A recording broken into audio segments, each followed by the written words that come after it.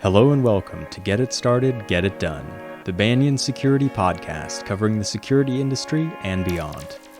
In this episode, our host and Banyan's Chief Security Officer, Den Jones, speaks with Theresa Payton, a luminary of secure digital transformation and founder of Fortalice Solutions.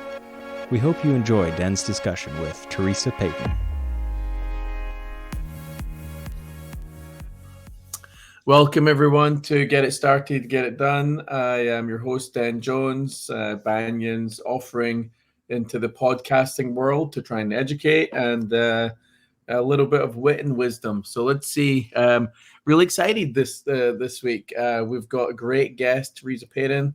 I'll allow her to introduce herself because otherwise I'll just butcher the shit out of it. So Theresa, why don't you introduce yourself? Sure. Now, you didn't tell me this was wit and wisdom, so I'm trying to think which one you brought me on for. Maybe it was the wit. We'll see. Hopefully, I don't disappoint too much, Den. But hi, everybody. I'm Theresa Payton. It's great to be with you, Den, and to be talking to people today. A little bit about me. I spent 16 years in the financial services industry, working for some of the world's largest banks. Actually, I started off as a technologist, not a security person. And as I worked on cutting and leading edge technologies that were customer facing, I ended up being on the leading edge of fraud and cybercrime. And so I always asked for the responsibility to be directly responsible for security and fraud while we were delivering customer facing applications. Got the opportunity to work for President George W. Bush, second half of his second term. So that's 2006 to 2008. And I was the first female chief information officer there. And as I was leaving the White House at the end of 2008 and pregnant with my little girl, Maeve, she's my third kid, was really trying to figure out where I was going to work next. And I kept going home to my husband and saying, I went on these interviews today and I'm just not hearing people talk about cybersecurity the way I think it needs to be talked about, which is we always need to design for the human instead of telling the human, 50 things of do's and don'ts and making it super hard for them to actually get their job done. And so he encouraged me to think about starting my own business. I launched Fortalice, the initial sort of iteration of Fortalice in 2009. And it was really just me and some fun 1099 people. And we worked on some really cool projects together.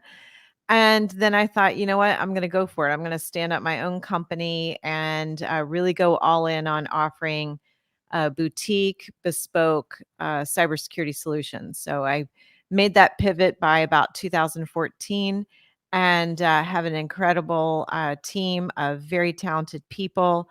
We focus primarily on 3 areas, and we do those 3 areas very well. So we do, what I like to refer to as the CISO plus services. So all of the things that a CISO has to worry about and maybe short-staffed on red teaming, security engineering, we offer those services. And then the next area is really what I like to call the DPOC, data privacy operations, compliance, risk, regulatory. Again, all of those things that organizations have to worry about and aren't always staffed to do. And sometimes you just need to hear not the names of the companies, but how's everybody else dealing with this rollout of GDPR or CCPA or the latest alphabet soup of regulation. And then the last area that we focus on is what I like to refer to as business intelligence. So this is our open source intelligence, our Intel cell. We really track down sort of the digital footprint of companies, the CEO, the C-suite, the boards, and really make sure that the consumer side, the personal side, account compromise isn't the reason why there is a business platform or business account compromise. So those are 3 areas. I've got 3 kids. I've got 2 rescued Great Pyrenees, a husband. I've got 3 books, 2 I wrote with a privacy lawyer and 1 book manipulated. I've got a patent I'm a co-inventor on a patent for anonymized threat intel detection and had the opportunity to work on a really cool TV show called Hunted, a reality TV show. And right now I'm working on, in my spare time, a documentary on solving cold case murders from decades ago using today's technology techniques to track down witnesses who were never talked to before, living members, records, and just try to piece together pieces of the puzzle to get justice for the dead and the living family members of these unsolved cases. Wow. So the part-time job is the documentary to solve unsolved murders. Yep, it's been and it's interesting, Dan. I mean, you and I have known each other for a while, so like that consumes me. So, like, if the family's like, "Hey, let's watch, this movie or that movie," I'm like, "Sure." You don't mind if I'm also doing some research for the documentary, and and then next thing I know, I'm like, "What's going on in this movie?" Because And I got start deep asking in all my the movie. research. Yeah, you start asking all the movie questions at that point. It's like, okay, come on, mom. You're meant to be watching the movie with us. Family time. So, okay, so you've got a fancy nickname. So could you explain the Uh origin of the Velvet Hammer? oh. Yes. So, Secret Service is famous for creating handles for the principles that they need to protect, and I'm certainly not one of those principles that needed to be protected, but I worked very closely with Secret Service. In fact, they actually run a 24-hour gym that was like my lifeline. So it was always open, no excuse not to work out, and got really friendly with a lot of them. And so they actually came up with a nickname for me, and the nickname is the Velvet Hammer. Awesome. Awesome. I can only imagine them trying to, some emergencies coming around and they're all shouting they've got to get Velvet Hammer in the safe room. Can never. So now that we're kind of on the Secret Service business, so the real question, the probably the most academic question is, so do aliens exist, Theresa? I mean, you were in the White House. I mean, you had to have bumped into at least one alien on your travels. They're so good at their covert cover. I don't know. Not sure.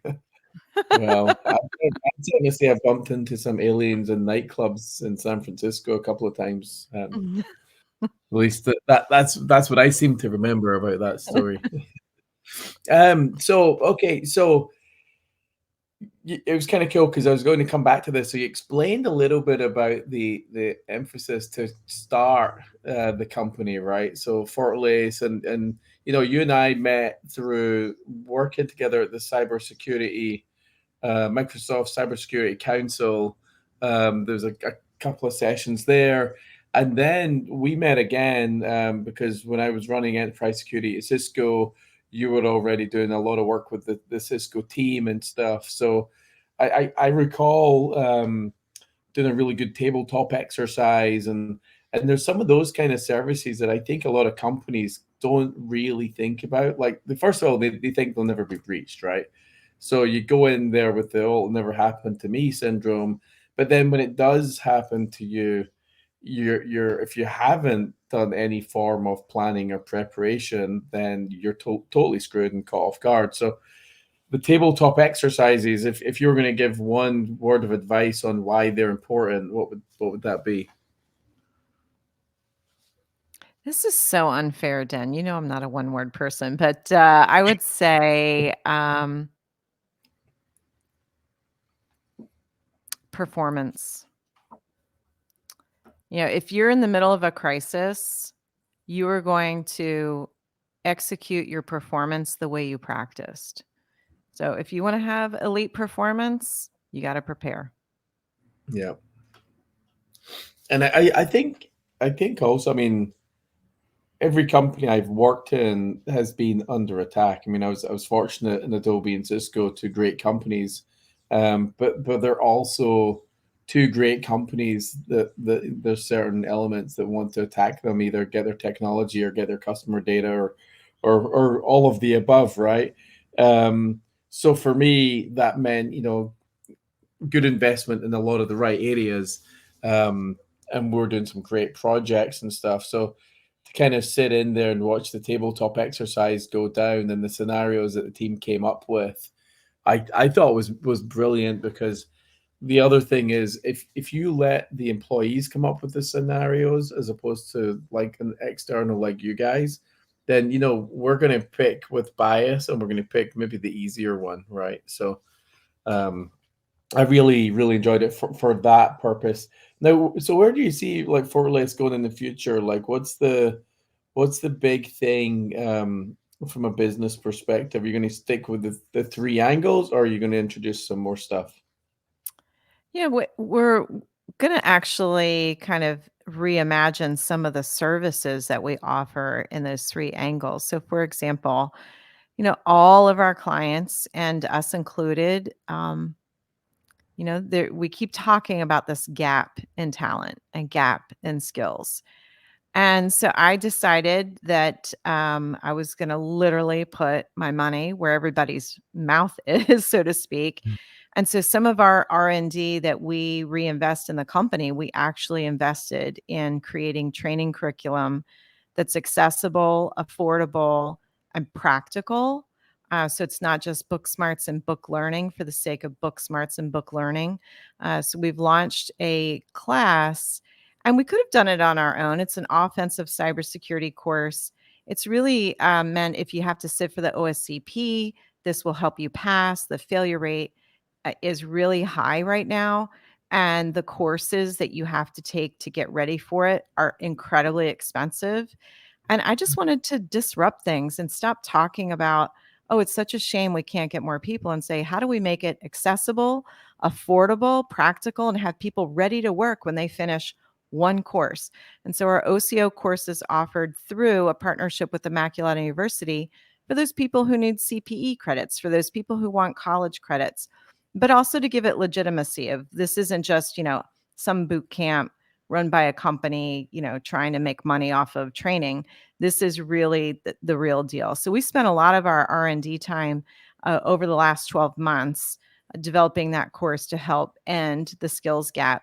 We've always offered an intelligence course, and we spent some time working on that. The other thing we've been doing, which has been really satisfying for me, Dan, because I started off my career as a developer, and my focus was on, kind of cutting edge technologies, big data analytics, building algorithms for financial services, mobile banking, anything that was like the leading edge at the time. That's where I started off, was being a developer and then managing developers and then making kind of the shift into management. And so one of the things we've been working on too in the back office is how can we actually automate, not to sell a tool or a product, but how can we actually automate some of the best work that our engineers do so we can give them greater wingspan, help our clients get to the advice in a better, faster, accessible way. So we've been automating a lot of our engineers' steps, and I look forward to working on that some more in the future.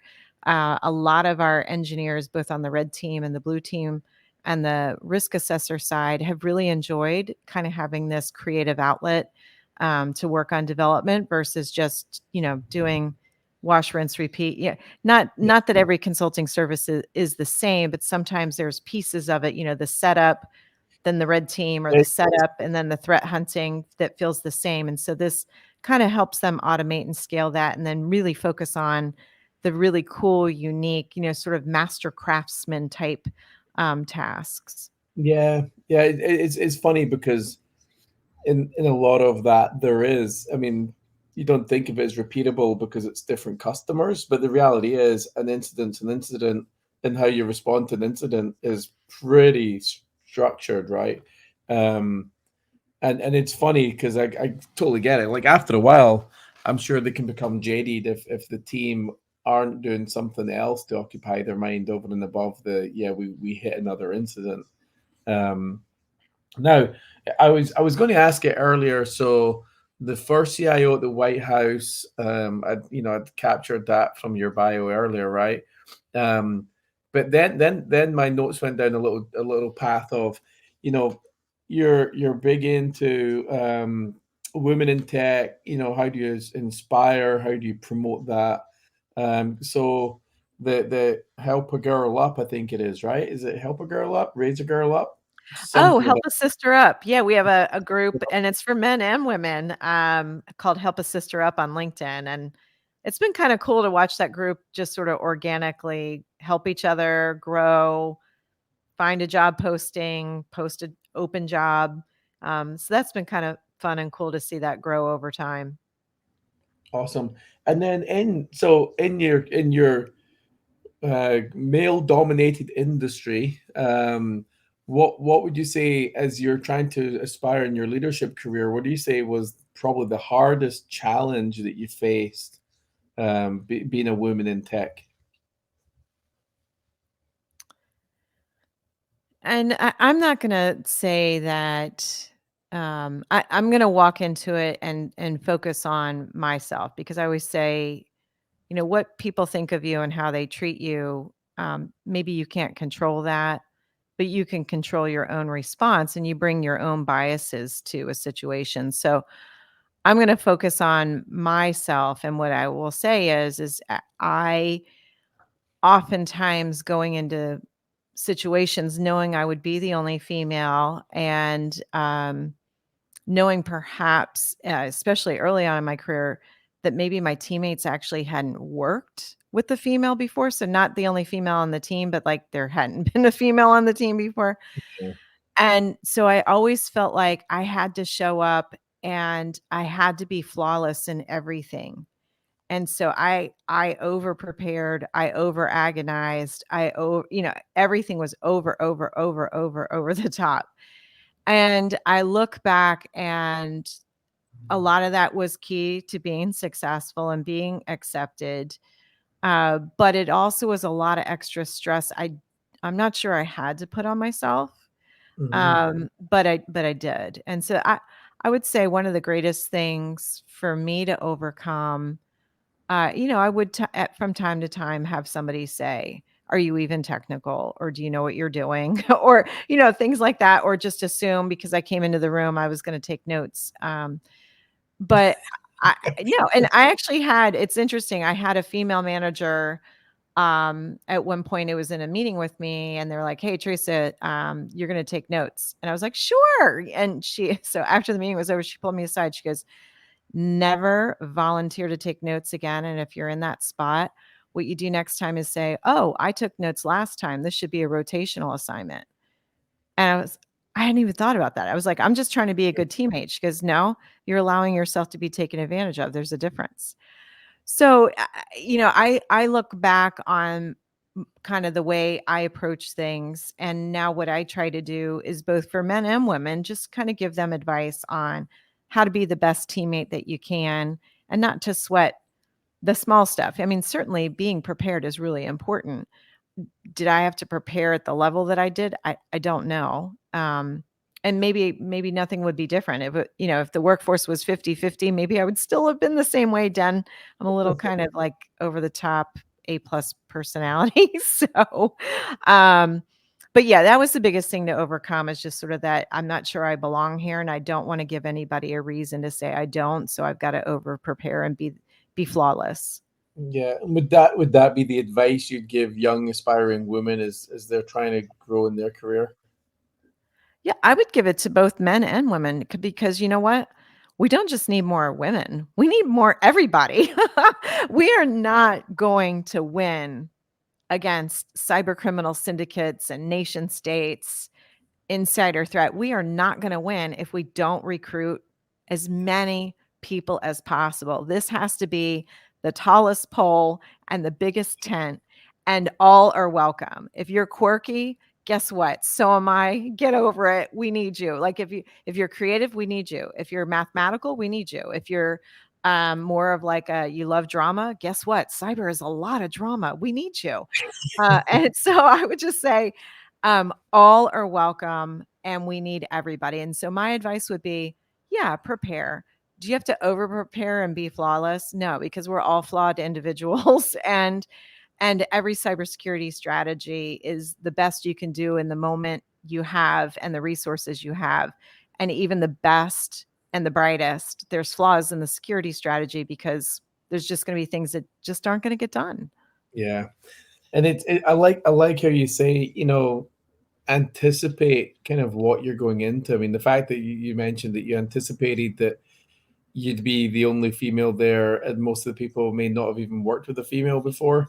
I think that's great in life, actually. As you say, apply it to not just being a female in tech, but if you have the ability to anticipate the next move, I mean, it kind of is like a chess game, really. I mean, even if I'm preparing for an executive meeting or the board or something, you still have to anticipate what their questions will be. You still have to anticipate what their stance or perspective might be, or any of their biases. So the more of that you can do before you go in, obviously, the better. Um, that's awesome. Now, so the books. So you mentioned that you're an author. Um, I was thinking of your most recent book, and as you were doing a lot of research for the book, what do you think you learned most during the journey of the research and the creation of the book? Because I know just writing a book doesn't come easy. So could you share a little bit of that and what you learned on that journey? Sure. So one of the things I learned, just this is even with like the first book, is, if it's your first book and you're a little nervous, find a co-author that will also do the work so that you hold each other accountable. It's like any kind of like fitness program or diet program or, whatever it is, like accountability is really huge or you'll never get over the finish line. Um, I wrote these books myself. I didn't do ghostwriters, but people that use ghostwriters highly recommend it. I wanted to write the book because I really wanted to make sure it was my voice, my content. But having said that, get yourself a great editor. If this is not your full-time job to be an author, you need Mhm. an editor that reads what you think is a beautiful piece of information and have them tell you honestly, I think this is a boring load of crap. Yeah. And so get yourself a good editor who is going to, I mean, I'll tell you, one of my best editors, Nancy, is amazing. And she'll write in the comment section, like, you lost me here. I know you're really smart, but this doesn't make any sense. I mean, she'll be like, this is really boring. Or, okay, we get it. We get it. You said it 15 times. Could you say something else? And it's really important to get that good editor. Now, what I will say really surprised me with Manipulated because I was working, as you know, because I actually, you and I talked about the book before I had it finished. And I was really surprised at the pushback that I received. So I was working on the concept for 4 years before my book agent was like, I think we've got a winner here.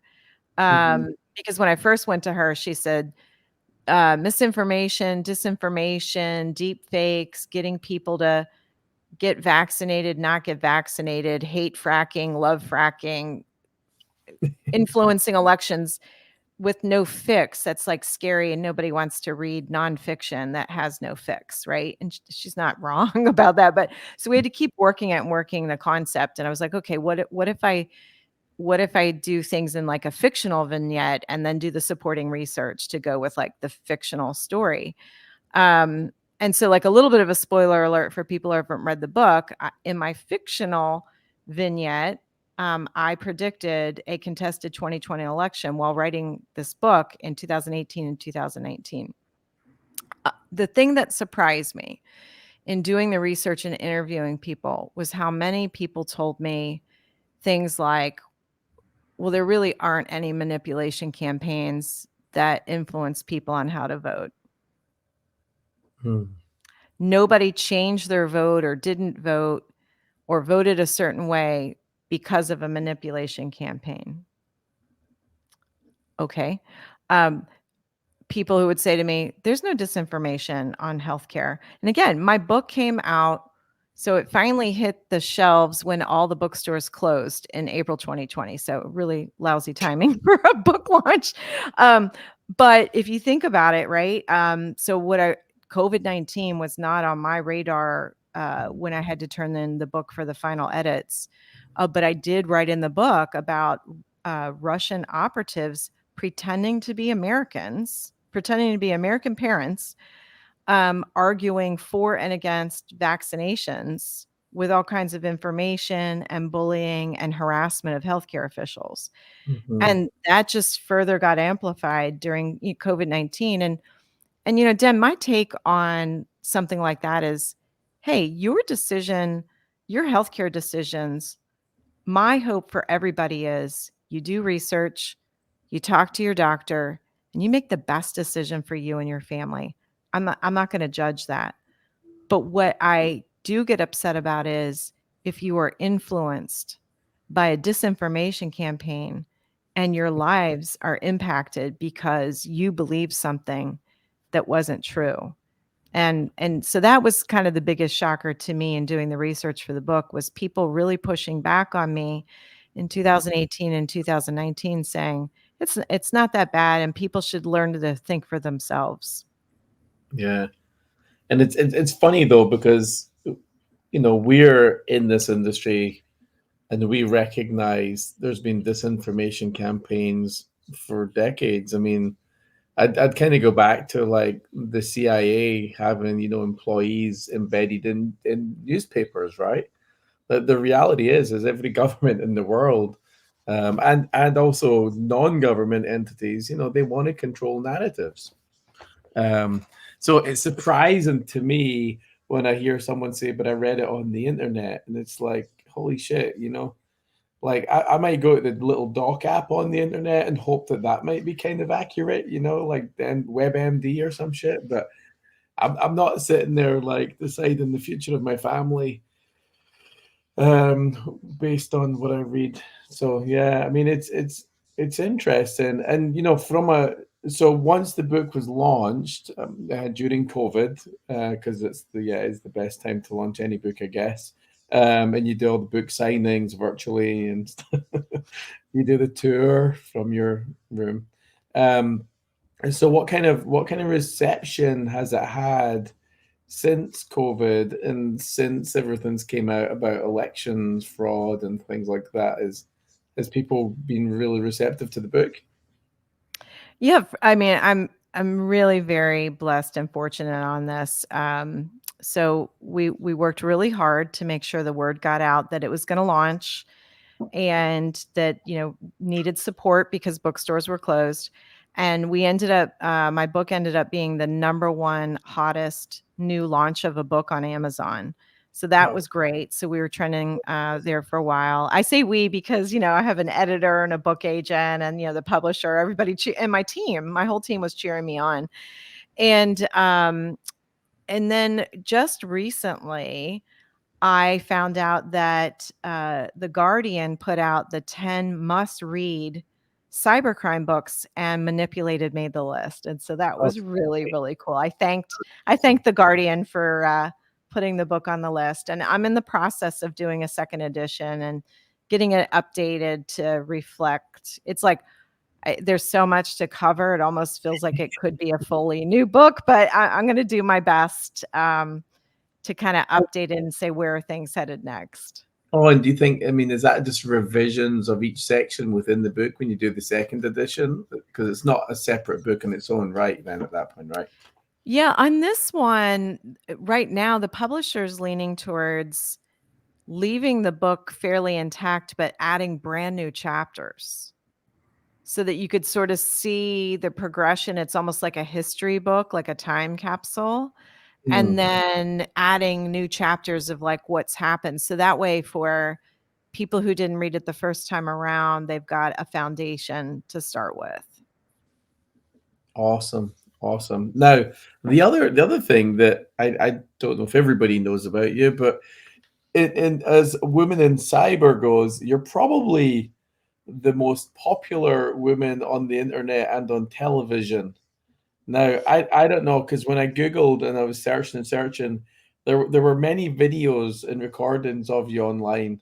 Um, and then I remember back, I think it was last year maybe, and I text you and I'm like, okay, holy shit. I don't care whose show you've been on, but now you're famous because you were on John Oliver's show. And for me, I'm a big fan of John Oliver, right? So I remember texting you and I was like, holy shit. So can you explain a little bit about what was going on back in those? I mean, I think it was all ransomware, probably, It I'm guessing. it was. I mean, first of all, it was really hard to top being on Jon Stewart's show, The Daily Show, when he was running that, and I got to be on that show and talk to him about the second book that Ted and I did, which was Privacy in the Age of Big Data.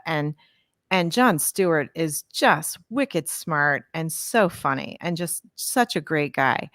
So I thought, it's going to be hard to top that. And so then I get this phone call because I love John Oliver and from his staff, and they said, Theresa, John Oliver wants to use a clip of you talking about ransomware. And if you were a ransomware syndicate, what would you do? And I said, so I have a feeling it's going to look like I'm promoting being a ransomware syndicate. And she said, yeah, are you okay with that? I said, tell John Oliver I'm a really good sport and I can't wait to see what he does with it. And so funny enough, so he lets the clip play of me being interviewed. And I think it was a Today Show interview or something. He goes, Theresa, what are you doing? And then he was like, but seriously though, she's right.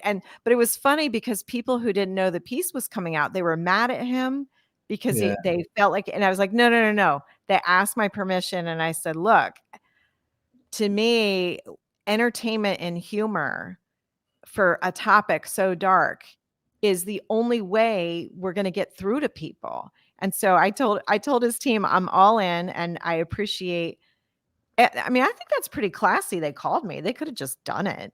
Yeah. But I said, just try not to make me look too foolish. She goes, no, no, no. She said, really, we really appreciate this clip. It's going to make his point. And I said, please thank him for covering ransomware. It's about time a comedian cover like what a crisis this is. And it's a crisis of our own making, sadly. Yeah. And yeah, so it's funny for me. So I do remember the clip. I remember texting you like, WTF, look at this. And then you're like, oh, yeah, yeah, yeah. And you shared that with me. I was like, holy shit. But that for me was like, that was the tipping point of the fame, Theresa, right? All the other stuff, brilliant and all. But the tipping point was John Oliver. It's almost like you've never been to the gym unless you posted on Facebook at the same time, you know? Like now you're famous. John Oliver confirmed it. We're probably good. Um, yeah, you could probably just write a book just about TV interviews that you've done. It'd be like I mean, that's true. I mean, it's definitely never a dull moment. Some of the behind the scenes stuff, I'm working on, I think I told you about this cold case murder. I can't talk too much about it because I don't want to give it kind of away. get sideways with the executive producers, but they did say I could talk about, I'm working on just solving really old cold cases, like the Elizabeth Short case, the Hollywood case of 1947, and there's a few other ones in the hopper. And just the behind the scenes, and I'll say, kind of lack of glamour is fascinating. Same thing, like even with Hunted, just some of the behind the scenes grind. And so, you guys get to see like the best of everything, Yes. but a lot of it is like, people throwing temper tantrums, not me. Even though I always say to people, I'm like, look, God let you know what you were getting into with me with the color of my hair. So you've been forewarned. But people throwing not being happy or they don't like their assignment, and all of that is like being recorded, and because people forget the cameras are there, and then they just become tired, grumpy people sometimes. But then, I would say on the other side, the camaraderie and the laughs and the joking, that was also fun too. So Yeah. I in mean, long they're long days, right? Yeah, I was going to say long days, long weeks, probably. So, yeah, after a while, I think it's funny because it's almost like you would never watch a fishing show if you're watching 8 hours of someone with a line in the water. You're only going to watch the 5 minutes that he actually got something and wound it in. So it's kind of like that, right? Yeah, yeah. I mean, it was some long days, and Lenny and we'd have to be on set before everybody else. And because it was reality TV, they made us do our own like hair and makeup for the day. that's also very stressful because you don't know, like, do I have stuff smeared all over my face, or do I look Yeah. shiny, or all those things. And so it would be really long days and very serious conversation. And so, people would just kind of do funny things to just try to get you to laugh at yourself. They'd be like, so when people would sort of be getting out of line a little bit, like a little temperamental or things like that, I'd be like, hey, I've got a big lead for you. I want you to follow up on, because everything was recorded and I never wanted to like coach people on camera. So I would write it down on a Post-it note. So if you look at Hunted, you'll see me handing people Post-it notes. It's not a lead. It's coaching. It's like, you need to smile more. You need to lighten up. Stop being aggressive. Yeah. Be a better teammate. Things like Yeah, that. that's awesome. Yeah, it's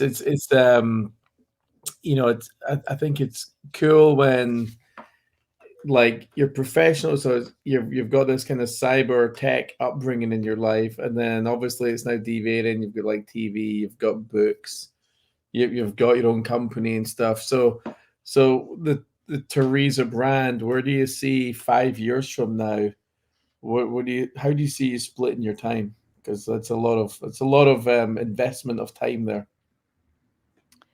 Yeah, so what's great about having the company this long is I've got an incredible leadership team.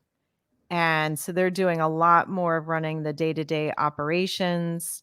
They call me the advance. So I meet with the clients. I really go deep into the relationship and really understand, like, what are your greatest tech challenges? How are you reimagining the business? What role does technology play in that? What's going on? How are things? What's the board requiring of you? I'm really getting down to a true needs assessment, and then just making sure that I bridge that gap with the team on execution on the things that the clients need, but also just getting out in the marketplace. Yeah, What's great about TV and the books is it gives me an opportunity to reach people where cybersecurity feels very inaccessible to them. It's a lot of technical terms. It's not something you can touch. Oftentimes the media has a hacker in a hoodie hunched in the dark, and I'm like, that could be a gamer. Like, why is that the imagery of somebody that's doing cybercrime? Like, that could be anybody. yeah, Um, so that to me is a way I really want to make being safer and more secure and enjoying all the benefits that our digital age has to offer. I really want to make that accessible, or, kind of snackable, of like, here's how you do this. So if you want to bank online, here's a way to be safer and more secure and not worry about it. Oh, okay. And to really make it super easy design wise and for people to really understand. So 5 years from now, I don't know, Den. I mhm, when I think sort of I think a year out is a little easier for me to think about. And I'm really looking forward to seeing the R&D work that we're doing right now and seeing how that makes an impact. I want to, be part of the solution, solving for better skill sets, people being upskilled and retained, people being retrained, career changes, and making a difference in our clients' lives by really anticipating what they're going to need next before they know it. yeah. No, that's awesome. And then I was going to say, like you focus a lot of attention on family security, like how to protect your family and stuff. So what's your biggest piece of guidance for families that are listening and they're not necessarily as tech savvy as you and I? Well, I mean, for starters, for the parents, your consumer accounts are the weak link into your family finances and into your company. And so let's just start with, kind of the parents, the adults in the room first. Think about every opportunity you get to use multi-factor authentication, do it. Don't hand out your real cell phone number to organizations. You can get a Google Voice number and have it forward. and it'll forward. People can text you on Google Voice and it'll go right to your cell phone, because that cell phone is now what's used a lot of times for two-factor authentication. And until everybody starts to adopt better, more secure methods for getting you those codes, that's really important. And then, if I could just talk to the K through 12 and the younger generation, really set limits on yourself on your consumption of social media. It is really, really hard to watch young people go through, the fear of missing out, or to think everybody else is cool and I'm the only one that's not cool. Yeah. The body image issues, the everybody else is having more fun or more cool or more smart or more creative than I am. And there is so much more to life than what you're seeing in, TikTok or Snapchat or Facebook or Instagram. I mean, hate to say pick your poison. There's so many great things about social media and big tech, but there's so many unintended consequences that are really hitting our young people today. So I do this with my kids. I'll say, put a timer on and, put it on for 15 minutes. And if you find the timer goes off and you're still on social media, that's too long. The other thing I worry about too, Den, is, for you and I and others, when you were in between things and there was nothing to do, like literally nothing to do, you could just be in your head, sort things through, think things through, doodle, something other than, well, let me see what's going on social media. And I worry that we don't have enough, quote, downtime, unplugged Yeah. time, quiet mind time. And I don't think that's healthy for any of us. Yeah. Yeah, it's funny because even all the social media stuff, I think of it like it's the same thing we just mentioned about TV shows. No one's recording their crap average minutes, you know. So you watch something on TikTok or an Insta thing or whatever, it was the person, maybe they said they went snowboarding, you know, they might have went up the lift once, fell and came back down. But they take that one picture that makes it looks like they had a great day snowboarding. In reality, their day was shit and they hurt their leg and whatever. But that's not what you take away from it. And I think for me, it'd be great if social media reflected somewhat reality a little bit more. Um, or if everybody just realized that all the bullshit you see up there is pretty much the best parts of everyone's thing, and that's less than probably 1% of their thing, you know. So I I'm kind of like you know, I'm not a big fan of them. I like them if they're used well, but that tends not to happen, you know. Um, Now, as we wrap up, I've got maybe one closing question for you, and a chance for you to also ask me a question. So I'll give you the closer one. Um, what would be your bit of advice for new CISOs? One piece of advice. Really understand what the board and your CEO are worried about, and find a way to tie your metrics and your KPIs to their biggest worries. Awesome. Awesome. Now, any questions for me to wrap up?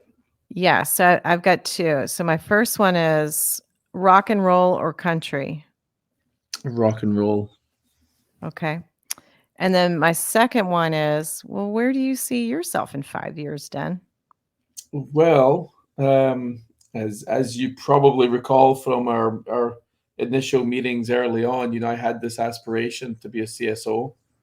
Um, and now that I am one, then my aspiration is to stay here long enough to protect the company. You know, try and make the right decisions with the board and our CEO and stuff. And as you mentioned, you know, look at what they worry about and try and see how I can help the business.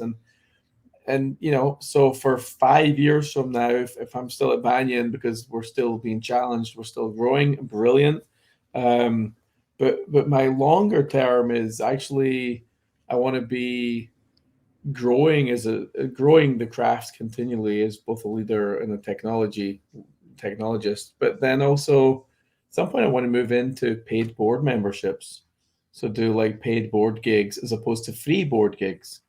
The free ones are good to get the experience, but at some point, you kind of want to be compensated. And so as I go into my retirement plan, it's really a case of how do I line myself up for still being somewhat in the game as I go through retirement, but not necessarily full time, busting my ass and trying to like find time for me, as you mentioned, it'd be good to maybe take some downtime and meditate sometime.